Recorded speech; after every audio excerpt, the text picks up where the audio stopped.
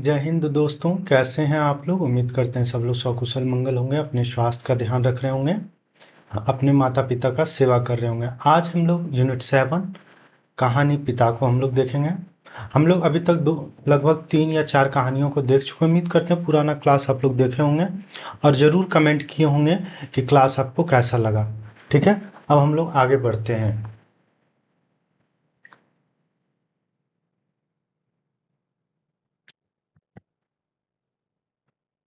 पिता कहानी जो है ज्ञान रंजन के द्वारा लिखा गया। ठीक है, यही ज्ञान रंजन जी हैं, इनको आप ध्यान से देख लें। उनका सबसे महत्वपूर्ण पिता कहानी के दौरान एक महत्वपूर्ण कोटेशन है। पता नहीं क्यों पिता जीवन की अनिवार्य सुविधाओं से भी चिढ़ते हैं। सोचिए कितनी बड़ी बात कह रहे हैं कि पता नहीं क्यों पिता जीवन के अनिवार्य सुविधाओं से भी चिढ़ते हैं। पिता कहानी ज्ञान रंजन, मतलब यहाँ दो पीढ़ियां, एक आपके पिताजी का एक पीढ़ी है, आपके पिताजी का एक पीढ़ी आपका। इस दोनों के बीच का दूरियां, इस दोनों के बीच का जो दूरी है उसी को इसमें दिखाने का प्रयास किया गया है कि पिताजी कैसे एक एक पैसा जोड़ करके आपके लिए सारे सुख सुविधाएं तैयार करता है, बनाता है और अंततः उस सब सुख सुविधाओं को वह त्याग करके घर के बाहर या घर के किसी कोने में पड़ा रहता है। उन सुख सुविधाओं का वह कभी भोग नहीं करता है। तो उसी चीज को यहाँ दिखाने का प्रयास किया गया है। हम लोग कहानी पढ़ने से पहले ज्ञान रंजन से संबंधित जो भी उनकी रचनाएं, उनसे संबंधित बातें महत्वपूर्ण होगा, उन सभी को हम लोग देखें, क्योंकि यहाँ से प्रश्न आपके बन जाते हैं। ज्ञान रंजन का जन्म 21 नवंबर 1936 को महाराष्ट्र के अकोला में हुआ था। उनका जन्म कब हुआ था? 21 नवंबर 1936 को महाराष्ट्र के अकोला में। 1936 में एक प्रगतिशील साहित्य संघ का पहला सम्मेलन हुआ था। इसी समय प्रेमचंद का मृत्यु भी हुआ था। इसी समय 1936 में राम की शक्ति पूजा का प्रकाशन हुआ था। इसी समय कमायनी का भी प्रकाशन हुआ था। यानी 1936 काफी महत्वपूर्ण है। 1936 में ही गोदान उपन्यास भी आया था। उनके पिता का नाम रामनाथ सुमन है, जो गांधीवादी विचारधारा के रहे हैं। इनके जो ज्ञान रंजन के पिताजी हैं वो रामनाथ सुमन है और उनकी विचारधारा कैसा है? तो गांधीवादी विचारधारा है। जबलपुर वे हिंदी के प्राध्यापक रहे हैं। तो इनके जो पिताजी हैं वह क्या है? जबलपुर के प्राध्यापक यानी कि वहां के शिक्षक रहे हैं। सठोत्री पीढ़ी के 4 यार के रूप में प्रसिद्ध मंडली सदस्य, यानी कि सठोत्री कहानी में जो है वह 4 सठोत्री पीढ़ी में 4 लोगों का मुख्य रूप से नाम लिया जाता है। किसका किसका? पहला है ज्ञान रंजन, दूसरा है दूधनाथ सिंह, तीसरा है काशीनाथ सिंह और चौथा है रविंद्र कालिया। रविंद्र कालिया इनमें से सर्वाधिक प्रसिद्ध जो है वो किनको प्रसिद्धि मिली? इन चारों में से सबसे ज्यादा प्रसिद्धि ज्ञान रंजन को ही प्राप्त हुआ है। अमेरिका में विलेज वॉइस द्वारा फिल्म का भी निर्माण किया गया है। भारतीय दूरदर्शन द्वारा भी इनके कहानियों पर आधारित 2 फिल्म का निर्माण किया गया है। हिंदी के बहुत चर्चित पत्रिका पाखी, इनका एक पत्रिका कौन? पाखी है, का सितंबर 2012 अंक में ज्ञान रंजन पर आधारित एक बेहतरीन अंक भी था। यानी कि 2012 में पाखी पत्रिका में इनके ऊपर एक अंक में बहुत बेहतरीन तरीके से लिखा भी गया था। ज्ञान रंजन हिंदी के उत्कृष्ट पत्रिका पहल का लंबे समय लगभग 27 वर्षों तक कुशल संपादन किया। इन्होंने कौन सी पत्रिका का संपादन किया है? तो पहल पत्रिका का इन्होंने संपादन किया। पहल के 90 अंक निकालने के बाद 2008 सितंबर अक्टूबर में अपनी लंबी बीमारी के कारण उसे बंद कर दिया। यानी कि पहल लगभग टोटल कितने अंक निकाले थे? उन्होंने 90 अंक निकाल लिए थे। 27 सालों में उन्होंने 90 अंक निकाला था और फिर उनको एक लंबी बीमारी घेर लिया, जिसके कारण कब 2008 सितंबर अक्टूबर में अपनी जो है पत्रिका उन्हें बंद करना पड़ा। फिर पुनः उन्हें जनवरी 2013 के अंक 90 के साथ इसकी शुरुआत की और अभी तक चल रही है। ठीक है, इनका मृत्यु के विषय में कहीं मुझे मुख्य रूप से कहीं जिक्र नहीं मिला, इसलिए हम उसको नहीं रख पाए। तो अगर आप लोग को लगता है कहीं और उनकी मृत्यु कब हुई थी, अगर आप लोग को पता होगा तो जरूर कमेंट करके आप लोग बताइएगा। इनको बहुत सारा सम्मान भी मिल चुका है, जैसे Soviet land award, Uttar Pradesh Hindi संस्था द्वारा साहित्य भूषण सम्मान भी दिया गया था। अनिल कुमार सुभद्रा कुमारी चौहान भी पुरस्कार इन्हें दिया गया है। मध्य प्रदेश शासन संस्कृति विभाग का शिखर सम्मान भी इन्हें मिला। सुदीर्घ कथा साधना, सृजनशीलता और बहुआयामी कार्यनिष्ठ के लिए 2001-2 का राष्ट्रीय मैथिली शरण गुप्त सम्मान भी इन्हें दिया गया है। स्वयं ज्ञानरंजन के अनुसार इनकी पहली कहानी मनहूस बंगला है और पहली प्रकाशित कहानी दीवा स्वप्नी है। आप लोग से और जो कहानी पत्रिका में प्रकाशित हुई, किस पत्रिका में? कहानी पत्रिका में प्रकाशित हुआ। आपसे पूछा जाएगा कि इनकी पहली कहानी कौन सा ठहरता है। हो सकता है इन्होंने लिख दिया हो मनहूस बंगला, लेकिन वो छपा नहीं और इनका सबसे पहले दीवा स्वप्नी इनका पहला कहानी छपा हो, वो भी कहानी पत्रिका में, या फिर इनका पहली कहानी के रूप में यही मिला हो, कुछ भी हो सकता है। इनके कुछ कहानी संग्रह हैं, जैसे पहला फैंस के इधर उधर 1968 में इंपॉर्टेंट, यात्रा 1971, छन जीवी 1977, सपना नहीं 1997। उनकी संपूर्ण 25 कहानियां सपना नहीं 1997 शीर्षक नाम से प्रकाशित हुई। इनमें सपना नहीं में कुल कितने कहानियां हैं? 25 कहानियां, ठीक है। इनके कुछ प्रतिनिधि कहानियां जैसे अमरूद के पेड़, पिता, छलांग, हास्यरस, रचना प्रक्रिया, अनुभव, संबंध, फैंस के इधर उधर, यात्रा, घंटा, बहिर्गमन आदि। नेमी चंद्र जैन ज्ञानरंजन की कहानियों को डरावना अनुभव संसार कहते हैं। क्या कहते हैं? डरावना अनुभव संसार कहते हैं। अब देखिए, इस कहानी से संबंधित हम कुछ महत्वपूर्ण बातों को देख लेंगे, क्योंकि हमने अभी ज्ञानरंजन से संबंधित चीजों को देखा। अब हम लोग कहानी पढ़ने से पहले इन महत्वपूर्ण बिंदुओं को अगर देख लेते हैं, समझ लेते हैं, तो कहानी समझने में हमें काफी सरलता होगी। ठीक है, इसमें कौन कौन पात्र है? पहला तो पात्र पिता है, दूसरा सुधीर, इन्हीं के पुत्र कौन है? सुधीर है, और सुधीर की पत्नी देवा। सुधीर की पत्नी का नाम क्या? देवा। ज्ञानरंजन की कहानी पिता वृद्ध विमर्श पर आधारित है। वो उनकी जो पिता कहानी किस विमर्श पर आधारित है? वृद्ध विमर्श पर आधारित है। डॉक्टर बच्चन सिंह के अनुसार इस कहानी का केंद्रीय वस्तु अकेलापन है। इस केंद्रीय वस्तु क्या? इसमें अकेलापन है। इसमें दो पीढ़ियों के बीच दुर्लाग्य खाई है, या यहाँ दो विरोधी आइडेंटिटी की टकराहट है। गोपाल राय, हमने बच्चन सिंह के अनुसार हमने देख लिया, अब हम लोग गोपाल राय के अनुसार देखेंगे। गोपाल राय कहते हैं ज्ञानरंजन के पिता पीढ़ियों की सोच और जीने तौर तरीके के खाई को व्यक्त करने वाली कहानी है। पुरातन पीढ़ी पिता से तथा नई पीढ़ी पुत्र से जुड़ी है। कहानी में पिता लंबे समय से दो ग्रंथ रामायण और गीता पढ़ते आते हैं। लंबे कौन सा दो ग्रंथ पढ़ते आ रहे हैं? रामायण और गीता, वो बहुत लंबे समय से पढ़ते आ रहे हैं। सुधीर का बड़ा भाई वायुसेना में कप्तान है। सुधीर का जो बड़ा भाई वो क्या? वायुसेना में कप्तान है। कप्तान भाई अपनी बहन के लिए 2 वर्ष तक 50 रुपए महीने भेजता रहा है। पिता अपनी बेचैनी या थकावट में हे राम तू ही सहारा वाक्य हमेशा बोलते रहते हैं। अब हम लोग कहानी को देखें। कहानी को देखने से पहले कहानी को थोड़ा हम लोग समझेंगे, उसके सारांश को। ठीक है,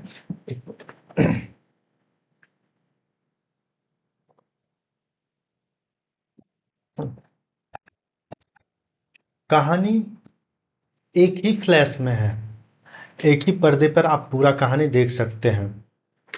सुधीर जो होता है वह एक कमरे में सोया रहता है और उनकी पत्नी बच्चे सोए रहते हैं। जब अचानक से उसकी नींद खुलती है तो देखते हैं पिता बाहर में करवटें बदल रहे हैं, इधर उधर कर रहे हैं। तो उनके पिता के बारे में वो सोचते हैं। अब पूरा कहानी सोचते सोचते ही खत्म हो जाता है।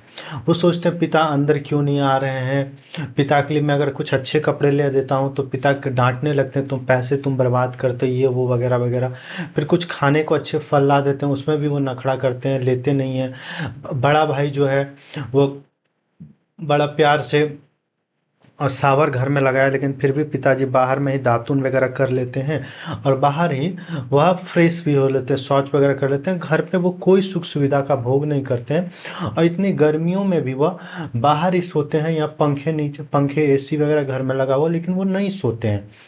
यही सब उनके मन में विचार चलते रहता है। फिर अचानक से आम के धप से गिरने की आवाज आता है तो फिर उधर वो टटोलने चले जाते हैं, फिर वापस आके सोते हैं। ऐसे करते करते उनका पूरा रात, और रात में कहीं अगर चोर चिल्लर वगैरह ये सब आ जाए तो उसके लिए पूरा रात वो पहरा भी देते रहते हैं। यानी कि वो पूरी रात सोते नहीं, कुछ ना कुछ करते रहते हैं। ठीक है, वही पूरा वो उस पिता के बारे में सोचते सोचते पूरी रात उसकी कट जाती है और कहानी भी पूरी रात पर ही आधारित है। उसने अपने बिस्तरे का अंदाज लेने के लिए मात्र आध पल को बिजली जलाई। बिस्तरे फर्श पर बिछे हुए थे। उनकी स्त्री ने सोते सोते ही बड़बड़ाया, आ गए, और बच्चे की तरफ करवट लेकर चुप हो गई। लेट जाने पर उसे एक बड़ी डकार आती मालूम पड़ी, लेकिन उसने डकार ली नहीं। उसे लगा कि ऐसा करने से उस चुप्पी में खलल पड़ जाएगा जो चारों तरफ भरी है, और काफी रात ऐसा होना उचित नहीं। अभी घनश्याम नगर के मकानों के लंबे सिलसिलों, देखिएगा ये जगह का नाम क्या बताया अपने, वो गांव या क्षेत्र का नाम बता रहे मोहल्ले का, घनश्याम नगर, इसको आप याद रखिएगा, ठीक है। अभी घनश्याम नगर के मकानों के लंबे सिलसिलों के किनारे किनारे सवारी गाड़ी धड़धड़ाती हुई गुजरी। थोड़ी देर तक एक बहुत साफ भागता हुआ शोर होता रहा। सर्दियों में जब यह गाड़ी गुजरता है तब लोग एक पहर की खासी नींद ले चुके होते हैं। गर्मियों में 11:30 का कोई विशेष मतलब नहीं होता है। यूं उसके घर में सभी जल्दी सोया करते, जल्दी खाया और जल्दी उठा करते। यानी कि ज्यादातर लोग क्या होते हैं, गर्मियों में 11:30 बजे तक सोते हैं। उससे पहले लोग ना ही सोते हैं। कभी कभी किसी किसी के घर में जल्दी कोई सो लिया करते होंगे। ठीक है, वही चीज यहाँ कहा जा रहा है। आज बेहद गर्मी है। आज क्या है, यह मौसम आपसे पूछा जाएगा किस मौसम की ये कहानी कही जा रही है, तो यह बेहद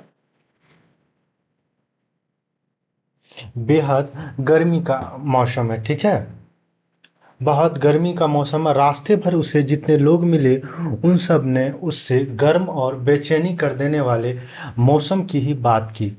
कपड़ों की फजीहत हो गई, बदहवासी, चिपचिपाहट और थकान। अभी जब सवारी गाड़ी शोर करती हुई गुजरी तो उसे ऐसा नहीं लगा कि नींद लगते लगते टूट गई हो, जैसे जाड़ों में प्रायः बल्कि लगता है बल्कि यूं लगा कि अगर सोने की चेष्टा शुरू नहीं की गई तो सचमुच देर हो जाएगी। उसने जम्हाई ली। पंखे की हवा बहुत गर्म थी और वह पुराना होने की वजह से चिड़चिड़ाती सी आवाज भी कर रही थी।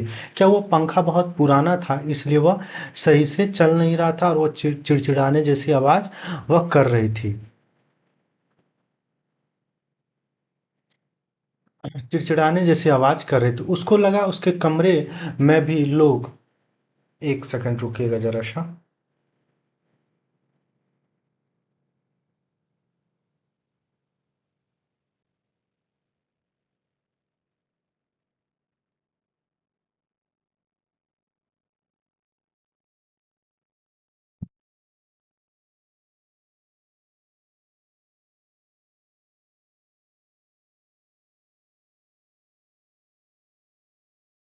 हाँ, ठीक है। वजह से वो चिड़चिड़ाती से आवाज कर रहा है। उसको लगा दूसरे कमरों में भी लोग शायद उसकी ही तरह जमाइयां ले रहे होंगे, लेकिन दूसरे कमरों में पंखे पुराने नहीं हैं।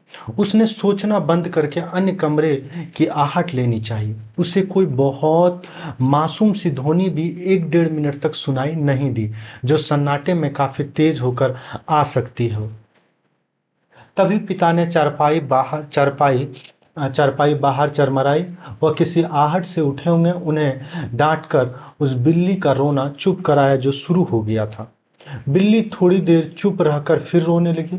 अब पिता ने डंडे को गज पर कई बार पटका और उस आशा की तरफ खदेड़ने वाले ढंग से दौड़ा जिधर रोना आ रहा था, और हट हट चिल्लाए। क्या हुआ कि पिताजी सोए हुए थे, उसी समय बिल्ली के रोने की आवाज आ रही थी, तो उन्होंने क्या किया,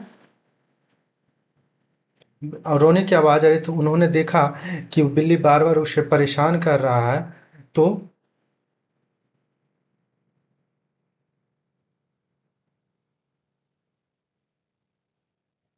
बिल्ली उसे बार बार परेशान कर रहा था। वो उसे डंडे से पटक के, जमीन पर पटक के, और उस तरफ भागने का वो नाटक करते ताकि बिल्ली वहां से भाग जाए। जब वह घूम फिर कर लौट रहा था तो पिता अपना बिस्तर बाहर लगाकर बैठे थे। कनखी से उसने उन्हें अपनी गंजी से पीठ का पसीना रगड़ते हुए देखा और बचता हुआ वह घर के अंदर दाखिल हो गया। उसे लगा कि पिता को गर्मी की वजह से नींद नहीं आ रही है, लेकिन उसे इस स्थिति से रोष हुआ।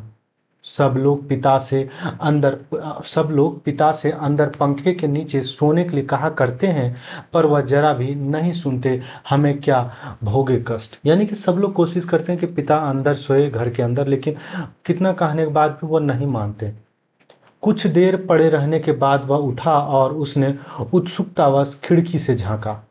सड़क की बत्ती छाती पर है। गर्मियों में ये बेहद अखर जाता।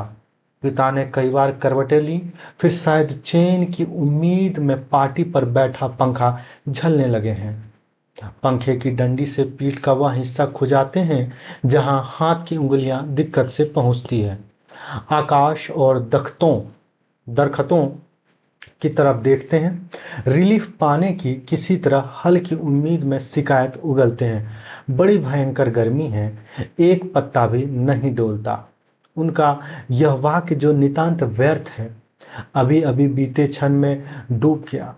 गर्मी बरा गर्मी बराक बरक बरकरार गर्मी बरकरार है और रहेगी, क्योंकि यह जाड़े बरसात का मौसम नहीं। पिता उठकर घूमने लगते हैं। एक या दो बार, क्या बोलते हैं, देख लीजिएगा, यहाँ जो है गर्मी बरकरार है रहेगी क्योंकि यह जाड़े बरसात का मौसम नहीं, यह गर्मी का मौसम। आपसे प्रश्न यह भी बन सकता है या किस मौसम में कहानी लिखी गई है। पिता उठकर घूमने लगते हैं। एक या दो बार घर का चक्कर चौकीदारी की तरह हो वो करते हुए लगते हैं, ताकि कोई सेंध वेंध न लग सके। लौटकर थके स्वर में हे ईश्वर कहते हुए उंगली से माथे का पसीना काटकर जमीन पर चुआने लगते हैं। बड़ा गजब है। कमरे की एक दीवार से टिककर बैठ जाने पर वह काफी तनाव में सोचने लगा। अंदर कमरों में पंखे के नीचे घर के सभी दूसरे लोग आराम से पसरे हैं। इस साल जो नया पेडस्टल खरीदा गया है वह आंगन में दादी अम्मा के लिए लगता है। बिजली का मीटर तेज चल रहा होगा, पैसा खर्च हो रहा है, लेकिन पिता की रात कष्ट में ही है। लेकिन गजब यह नहीं, पिता तो गजब का जिद पिता तो लेकिन गजब यह नहीं, गजब तो पिता की जिद है। क्या हुआ, आंगन में जो है वो नया पेडस्टल भी खरीदा गया, वो आंगन में दादी अम्मा के लिए लगता है। बिजली का मीटर तेज चल रहा है, पैसा खर्च हो रहे हैं, लेकिन पिता को रात में कष्ट, पिता जो है पूरी रात कष्ट में ही है। लेकिन इसमें यह गजब की बात नहीं है, क्योंकि सब लोग कह के थक गए पिता अंदर सोइए, पिता ने कभी माना ही नहीं, तो अपने जिद में अडिग रहे। वही कहता, लेकिन गजब यह नहीं, गजब तो पिता का जिद है। वह दूसरे का आग्रह अनुरोध माने तब ना। पिता नहीं क्यों, पता नहीं क्यों पिता जीवन की अनिवार्य सुविधाओं से भी चिढ़ते हैं। क्या कहा जाए, यही पंक्ति हमने शुरू में आपको कहा, ये पंक्ति याद रखिए, पिता जीवन के अनिवार्य सुविधाओं से भी चिढ़ते हैं। वह झल्लाने लगा। चौक से आते वक्त 4 आने की जगह 3 आने और 3 आने में तैयार होने पर 2 आने में चलने वाले रिक्शे के लिए पिता घंटों घंटों खड़े रहेंगे। धीरे धीरे सबके लिए सुविधाएं जुटाते रहेंगे।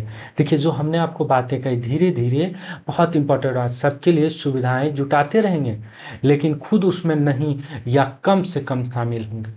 पहले लोग उनकी काफी चिरोरी किया करते थे, अब लोग हार गए हैं, जानने लगे हैं कि पिता के आगे किसी की नहीं चलेगी। आज तक किसी ने पिता को वॉश बेसिन में मुंह धोते नहीं देखा।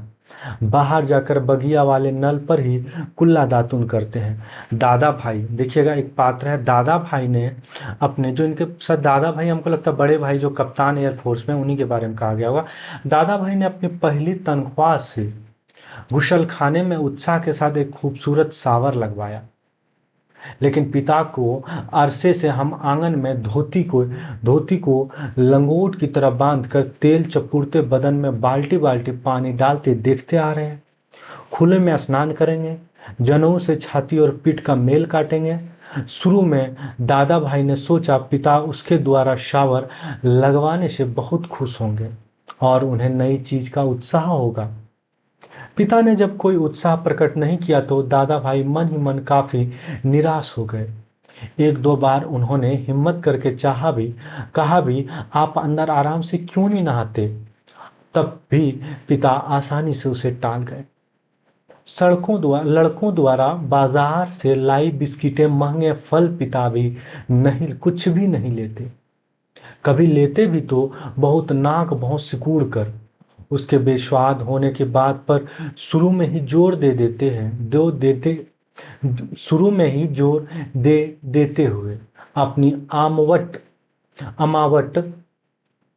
गजक और दाल रोटी के अलावा दूसरों द्वारा लाई चीजों की श्रेष्ठता से वह काफी प्रभावित नहीं होते।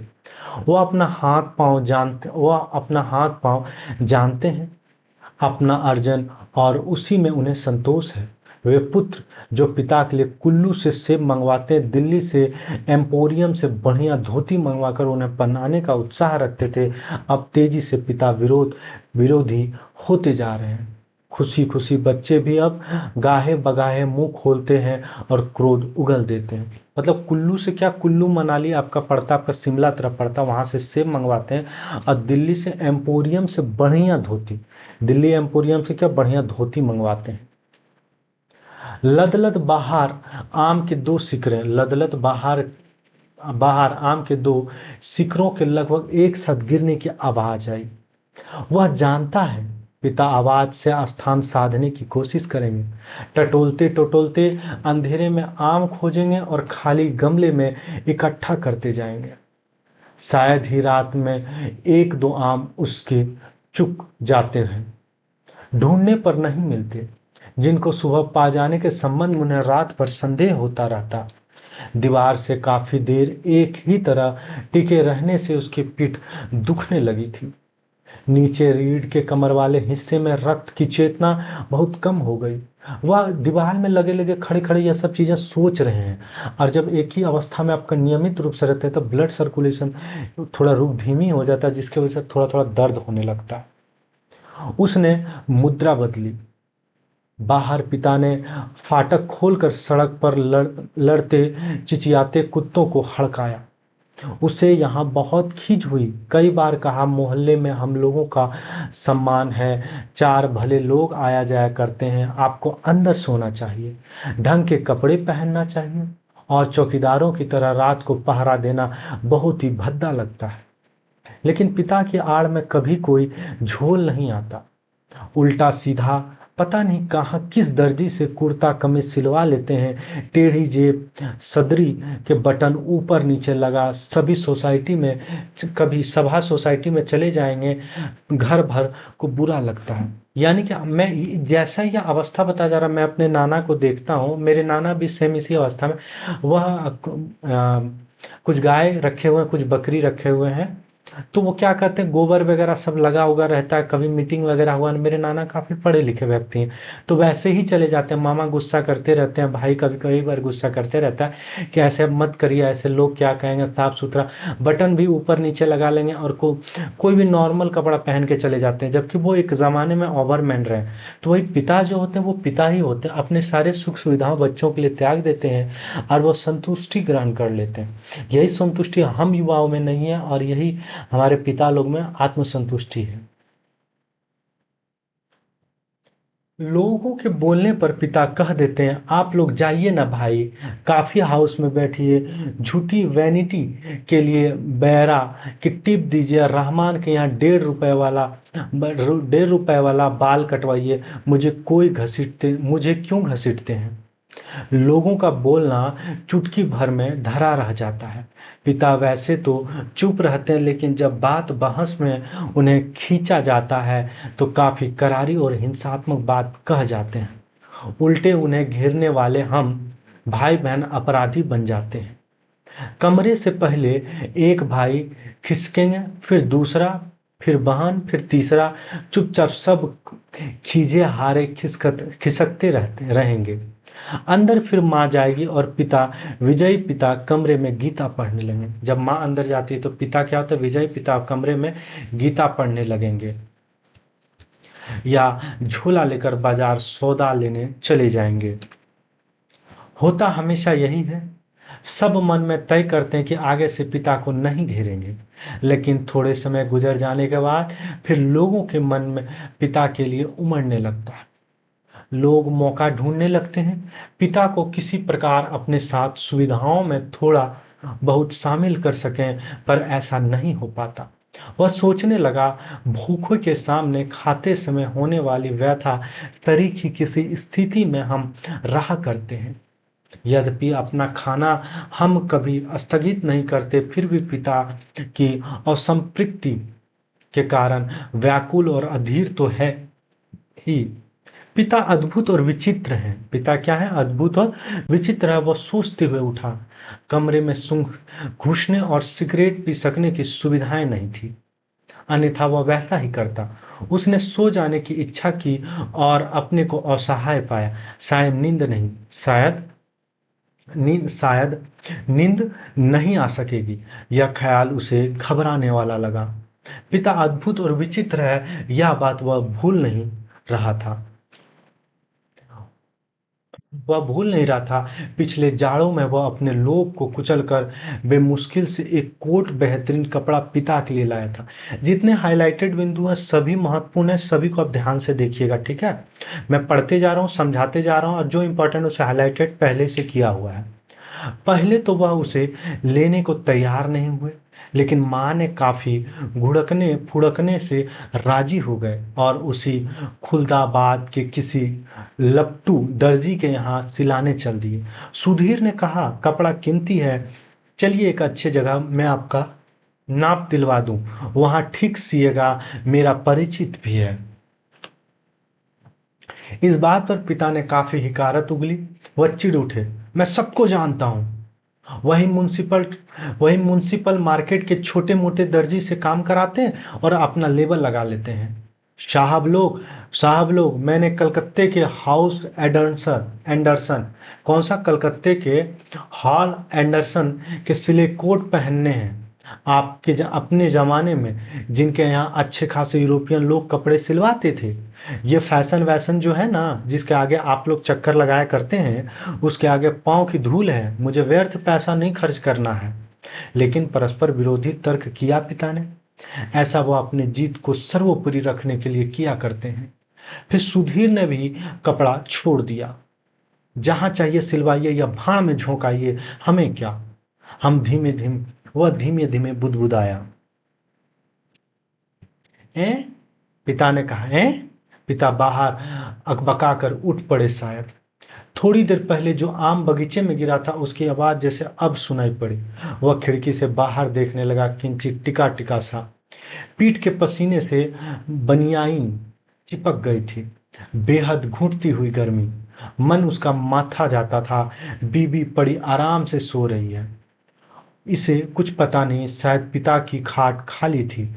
वह गिरा आम टटोलने के लिए बगिया में घुसे होंगे। पिता कितने विचित्र हैं। लंबे समय से वह केवल दो ही ग्रंथ पढ़ते आ रहे हैं, यत्रवत्र नियमवत रामायण और गीता। यानी कि दो कौन सा ग्रंथ पढ़ते आ रहे हैं? रामायण और गीता। लंबे 35 वर्षों तक अखंड केवल रामायण और गीता। उसके पहले युवा काल में जो कुछ जितना कुछ पढ़ा हो उन्होंने, उसे कभी भयावह, कभी सम्मानजनक और कभी झूठ लगता। यह देख सोच के कोई व्यक्ति केवल दो पुस्तकों की जिंदगी में 35 वर्ष काट सकता है। देखिएगा, यह चीज इंपॉर्टेंट है, ध्यान रखिएगा, हाईलाइटेड करना भूल गए। 35 वर्ष काट सकता, यानी कि पिता कितने वर्षों से वो किताब को पढ़ते आ रहे हैं? 35 वर्षों से पढ़ रहे हैं। और कैसे काट लेते हैं? तभी उसका बच्चा कुनमुना कर रोने लगा। उसने तपाक से खिड़की छोड़ी और अपने बिस्तर पर झूठ मूठ सो गया। ऐसा न हो कि देवी बच्चों को रोने से उठ पड़े और उसे संदिग्ध अवस्था में देख बहुत से बेकार प्रश्नों द्वारा हलकान शुरू कर दे। देवी बच्चों के मुंह में स्तन दे पहले से ही बेखबर हो गई। वह खुद बिस्तर पर सोता मालूम पड़कर भी जागता रहा। स्तन चूसने की चप चप आवाज आती रही और थोड़ी देर बाद बंद हो गई। उसने तय किया कि वह देवी के बारे में कुछ सोचे अथवा उसके शरीर को छूता रहे। उसने देवी के कुल्हे पर हाथ रख दिया, लेकिन उसे तनिक भी उत्तेजना अपने अंदर महसूस नहीं हुई। उसने थोड़ी देर उत्तेजना की प्रतीक्षा की। अपनी इस हरकत से उब होने लगी और मन भी लांछित करने लगा। बाहर पिता सो या जगा रहे, जैसे भी हो वह बड़े जबरदस्त हैं इस समय। बाहर रहकर बाहरी होते जा रहे हैं। यह पंक्ति याद रखिएगा, बाहर रहकर बाहरी होते जा रहे हैं। घर के अंदरूनी हिस्सों में लोग आराम से या कम आराम से किसी तरह सो तो गए होंगे। वह विषादग्रस्त हुआ और अनुभव करने लगे, हमारा समाज में बड़े बूढ़े लोग जैसे बहू बेटियों के निजी जीवन को स्वच्छंद रहने देने के लिए अपना अधिकांश समय बाहर व्यतीत किया करते हैं। क्या पिता ने भी वैसा ही करना तो नहीं शुरू कर दिया? उसे पिता के बूढ़ेपन का ख्याल आने पर सिहरन हुई। फिर उसने दृढ़ता से सोचा, पिता अभी बूढ़े नहीं हुए हैं। उसने प्रतिक्षण हमारे साथ साथ जीवित रहना चाहिए। भरसक पुरानी जीवन व्यवस्था कितनी कठोर थी, उसके मस्तिष्क में एक भिचाव आ गया। विषाद सर्वोपरि था। उसे आंखों में हल्का जल लगने लगा। अगर कोई शीत युद्ध न होता पिता और पुत्रों के बीच, तो वह उन्हें जबरन खींच के नीचे लाकर सुला देता। लेकिन उसे लगा कि उसका युवापन एक प्रतिष्ठा की जीत कहीं चुराए बैठा है। वह इस प्रतिष्ठा के आगे कभी बहुत मजबूर, कभी कमजोर हो जाता है और उसे भुगत भी रहा है। दरअसल उसका जी अक्सर चिल्ला उठने को हुआ, पिता तुम हमारा निषेध करते हो, तुम ढोंगी हो, अहंकारी ब्रज अहंकारी। लेकिन वह कभी चिल्लाया नहीं। उसका चिल्ला सकना मुमकिन भी नहीं था। वह अनुभव करता था उसके सामने जिंदगी पड़ी है और पिता पर इस तरह चिल्लाने में उसका नुकसान हो सकता है। उसको लगा पिता लगातार विजयी हैं, कठोर हैं तो क्या, उसने पुत्रों के सामने अपने को कभी नहीं पछाड़ा। लगता है दीवारों पर पसीना चुहचुहाते आया है। खुद को छुरा भोंक देने या दीवार पर सिर पटकने या सोती बीवी के साथ पार्श्विक हो जाने की ढोंग सोचने के बाद भी गर्मी की बेचैनी नहीं कटी। उसने ईश्वर को बुदबुदाना चाहा, लेकिन वैसा नहीं किया। केवल हल्के हाथ के पंजे से सिर के बालों को दबोच कर वह रह गया। मौसम की गर्मी से कहीं अधिक प्रबल पिता है। ये वाली पंक्ति याद रखिएगा, मौसम की गर्मी से कहीं अधिक प्रबल कौन है? पिता है। कभी झूठ लगता है यह देख सोच कर कि कोई व्यक्ति केवल 2 पुस्तकों में जिंदगी के 35 वर्ष कैसे काट सकता है। और कैसे? अच्छा, ये तो हो चुका है ना।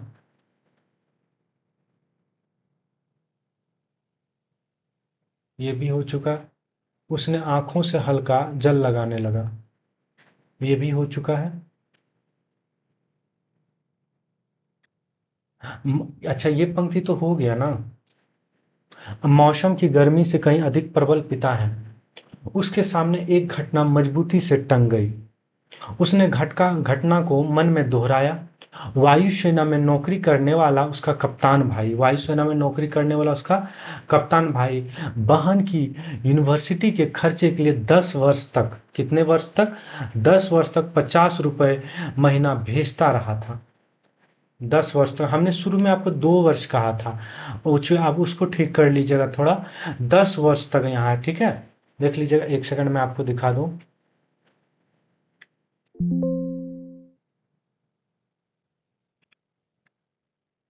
हम्म,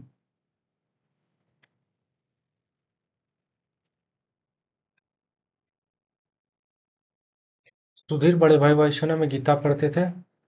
50 रुपए अपने वाहन के रुपए महीना भेजता था।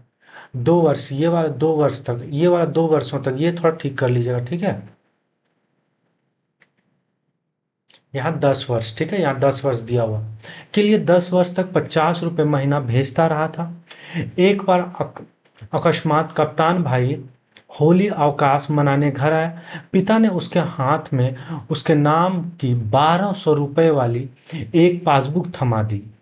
तो यहाँ देखिए, 1200 जो रुपए थमाया गया, वह 10 वर्षों तो 50 रुपए महीना भेजता रहा था। लेकिन 1200 रुपए कितना होता है? दो, यानी कि 2 वर्ष का, 2 वर्ष का पैसा जो है पिता उसको दे देता। वही चीज हो सकता वहां दो, उसके हाथ में उसके नाम से 1200 रुपए वाली पासबुक थमा था। कितने रुपए? 1200 रुपए वाली, यानी कि 2 वर्ष का रकम उसे लौटा दिया जाता। सबको यह बड़ा आकस्मिक लगा। कप्तान भाई को हैरत हुई और हल्की खुशी भी कि एकाएक काफी रुपए मिल गए, लेकिन इस बात से उसे दुख और पराजय की भान भी हुआ। उसने अपने को छोटा महसूस किया। 2 वर्ष तक बहन के लिए उसने जो थोड़े बहुत किया, वह सब एक पल से घटकर नगण्य हो गया। देखिएगा, एक चीज यहाँ देखिएगा, दो बातें हमको यहाँ समझ में आ रहा है कि वायुसेना में नौकरी करने वाला कप्तान भाई बहन के यूनिवर्सिटी खर्च के लिए 10 वर्ष तक 50 रुपए महीने भेजता रहा था, यानी कि 10 वर्ष तक भेजता रहा है। लेकिन वहीं दूसरा बात क्या क्या कह रहा है, 2 वर्ष तक बहन के लिए उसने जो थोड़ा बहुत किया, वह एक पल में घट कर नगन हो गया। यानी 2 वर्ष का रकम इसे दिया गया था, 1200 रुपए। ठीक है, इस चीज का क्लियर आप लोग हो गए। फिर वह अनुभव कर रहा था कि कप्तान भाई ज्यादा सोचते नहीं, खिलाड़ी तबीयत के हैं, यान की तरह चुटकी में धरती छोड़ देते हैं। कितने मस्त हैं कप्तान भाई। उसे लगा कि पिता एक बुलंद भीमकाय दरवाजे की तरह खड़ा है, जिससे टकरा टकरा कर हम सब निहायत पिद्दी और दयनीय होते जा रहे हैं। इस घटना को याद करके और पिता के प्रति खिन्न हो जाने पर भी उसने चाहा कि वह खिड़की से पिता को अंदर आकर सो रहने के लिए आग्रह पूर्वक कहे, लेकिन वह ऐसा नहीं कर सका। वह असंतोष और सहानुभूति दोनों के बीच असंतुलित भटकता रहा। नौ नौ लोको शेड से उड़ती इंजनों की स्टटिंग ध्वनि, नौ कंक्रीट के ग्रैंड ट्रक पर से होकर आती धूमनगंज की ओर इक्के दुक्के लौटते इक्कों के घोड़ों के दाएं, नौ झगड़ते कुत्तों की भौंक भांप। बस कहीं उल्लू एक गति एक वजन की विभत्सता में बोल रहा है। रात्रि में शहर का आभास कुछ पलों के लिए मर गया है। उसको उम्मीद हुई कि किसी भी समय दूर या पास से कोई आवाज अकस्मात उठाएगी, घड़ी टनटना जाएगी या किसी दौड़ते हुए ट्रक का तेज लंबा हॉर्न बज उठेगा और शहर का मरा हुआ आभास पुनः जीवित हो जाएगा। पूरा शहर कभी नहीं सोता या मरता। बहुत से सोते हुए जान पड़ने वाले भी संक्षिप्त ध्वनियों के साथ या लगभग ध्वनिहीनता के बीच जो होते रहते हैं। रात काफी बीत चुकी है और इस समय सब सब सिवाय सोने का कितना निरर्थक है। शायद पिता ओंग गए करवट बदलने से उत्पन्न होने वाली खाट की चरमराहट चरमराहट, आम टटोलते समय सूखी अधसूखी पत्तियों के कुचलने की आवाज, लाठी की पटक, मकान के फेरे के वक्त की खांस खांस कर कुत्ते बिल्लियों को हड़काना कुछ कुछ सुन नहीं पड़ रहा था। इस विचार से कि पिता सो गए होंगे उसे परम शांति मिली और लगा कि अब वह भी सो सकेगा। शीघ्र नींद के लिए उसने टकटकी बांधकर पंखे की तरफ देखना शुरू किया। गर्म हवा के बावजूद दिन भर की व्यर्थ थकान और सोच विचार से पस्त हो जाने की वजह से वह नींद में चित हो गया। थोड़े समय उपरांत वह एकाएक उचक कर उठ बैठा। उसने चारों तरफ कुछ देख पाने के लिए कुछ क्षणों तक गड़े हुए अंधेरे को घूरा। हुआ यह कि उसे शरीर में एकाएक बहुत गर्मी सी लगी थी और अजीब सी सरसराहट हुई। शायद पसीना से भीगे टांग पत्नी के बदन को छू गई थी।